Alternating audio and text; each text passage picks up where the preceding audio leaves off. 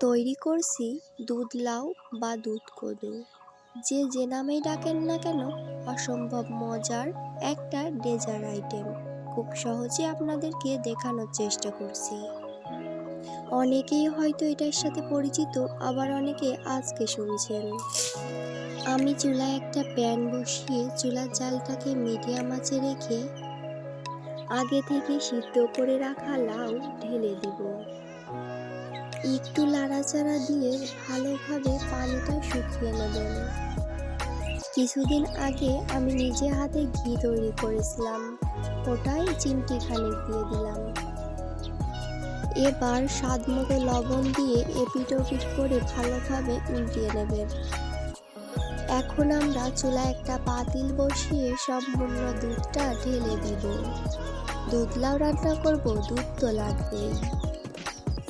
একটু জাল দেওয়ার পর এর মধ্যে দিয়ে দিব গরম মশলা, এলাচ, তেজপাতা দিয়ে আবারও ভালোভাবে মিশিয়ে নিব। এবার স্বাদ মতো লবণ দিয়ে দিবেন। দেখতে দেখতে দুধে বলক এসে গেছে।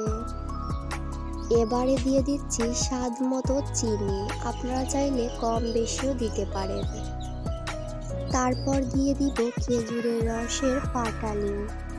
পাটালি দিলে খাবারের স্বাদটা ভিন্ন হবে। এবারে আমি কিছু পরিমাণ সুজি ধুয়ে নিব।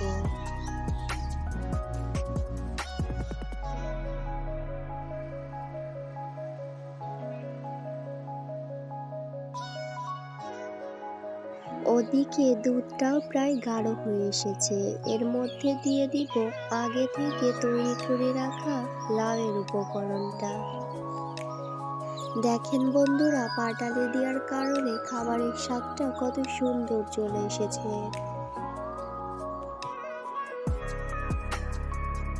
এই তো আবারও উতলিয়ে গিয়েছে। এবার আগে থেকে তৈরি করে রাখা সুজিটা ঢেলে দিব। সুজি দেওয়ার কারণ খাবারের স্বাদটা আরো একটু ভিন্ন টাইপের হবে, আর খেতেও অনেক বেশি টেস্টি হবে।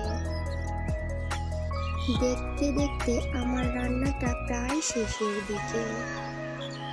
একটু গাঢ় হয়ে আসলেই আপনারা নামিয়ে নেবেন। চলুন একটু কাছে গিয়ে আপনাদেরকে দেখাই।